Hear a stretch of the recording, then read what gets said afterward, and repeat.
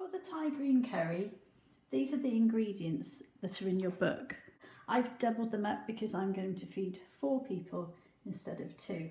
I have spring onions, a lime, garlic, coriander, sugar snap peas, and then I have some chicken. You can substitute the chicken for any meat or fish, or alternatively corn or some firmer vegetables like sweet potato or butternut squash. Spring onions you could substitute with regular onions, and sugar snap peas with any vegetables at all. The lime with a lemon. I've got some curry paste, Thai curry paste here. You can also get green, and I've got some coconut milk.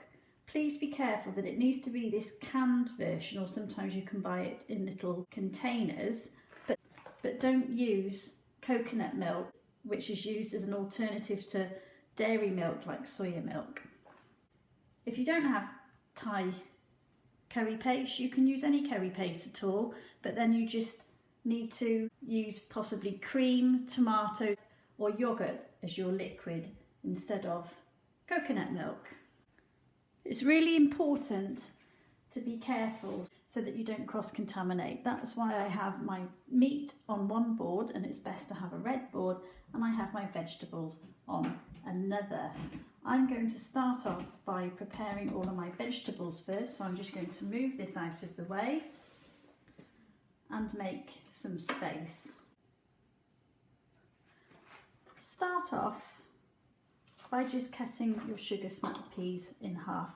Rather than doing a vertical cut, they look quite nice with an angled cut. For the garlic, just take the one end off, peel the papery coating. It's always good to have a waste bowl so that you don't get your peelings mixed in with the food that you're going to cook. If you don't have a garlic crusher, you could use the grater and finely grate it, or chop it, and then with a bigger knife finely chop it. For the spring onions, top and tail quite far up, peel off the outer layer, which tends to also be a little bit papery.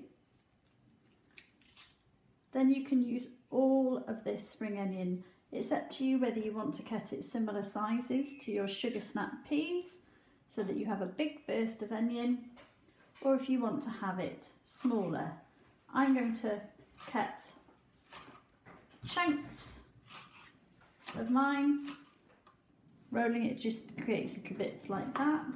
So here, just having diagonals. Claw grip, cutting in front of the knife.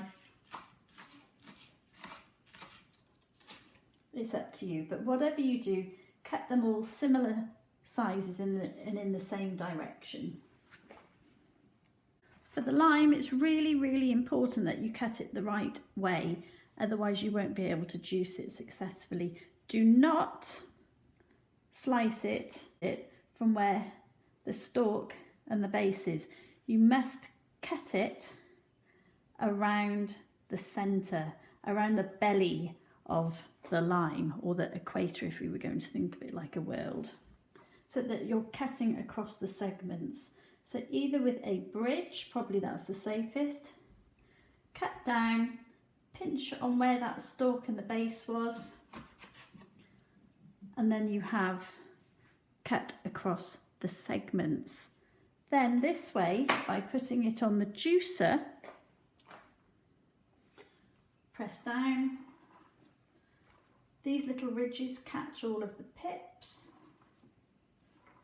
You need to squeeze quite hard to release the juice. I also find if you let that relax on the top, when you come back to it, some more juice is ready to come out. Learning how to open a can is really important, and it can be quite dangerous if you don't do it properly.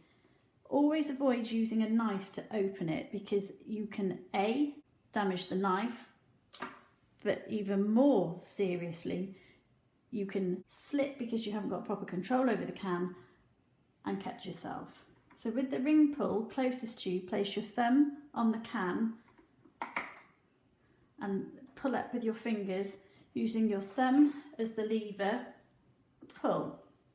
Then rotate the can around, put your thumb on the top of the can, with your forefinger in the ring pull, pull up. If you don't use this very often, then it may seem a strange product or commodity, because you can have one big solid lump, and then can you see this runny, clearer liquid? So if you're only going to use half the can and keep the other half for another dish, it's important that you stir it up so that you mix the solid and the liquid together. Otherwise you'll have one dish with all the solid coconut and one dish with the runny liquid. It's very important to handle chicken carefully. You must have clean hands, a clean knife and a separate chopping board. Once you've finished chopping the chicken, wash your hands straight away. Make sure you don't touch everything else with the raw chicken on your hands, otherwise you're going to contaminate it. Now I know a lot of you don't like cutting raw meat, but girls, you just have to get on with this. So hold it firmly. I do see some of you trying to cut like this because you don't want to touch it. Grab it with one hand and slice down. So I'm pushing down with one hand and then a sawing action with the knife. Also here, where you've got some of the other tissue and fat from the chicken, you don't need to cut all of this out because this actually will add to the flavour. What is important is that you cut all of your chicken a similar size so that it cooks evenly in the pan. So these are quite large pieces that I've cut here. So I'm just going to rotate and cut the other way. So I've got them about an inch square.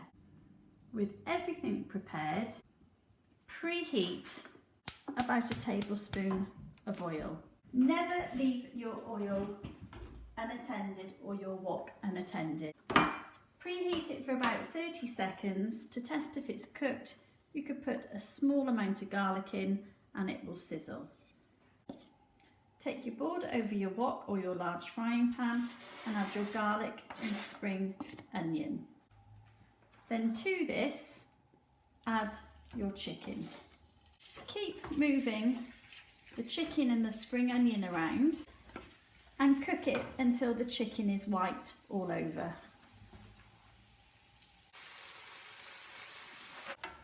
Once the chicken has gone white around the edge, I did video this before but my storage ran out of space, so we've missed part of it.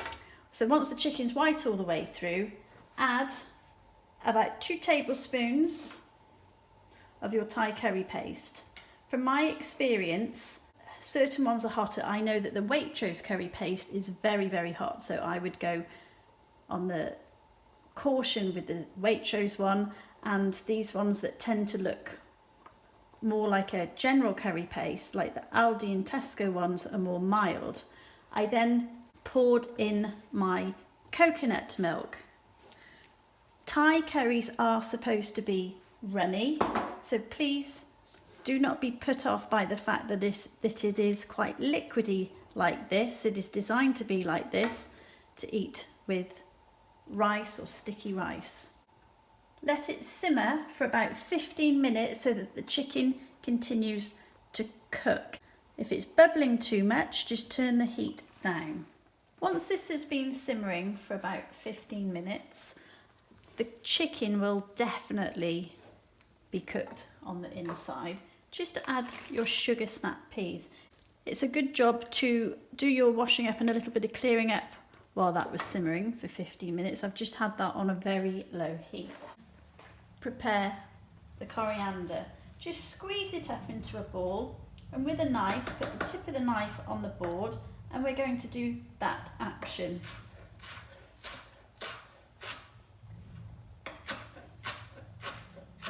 Once it's roughly chopped, then tip of the knife to pivot.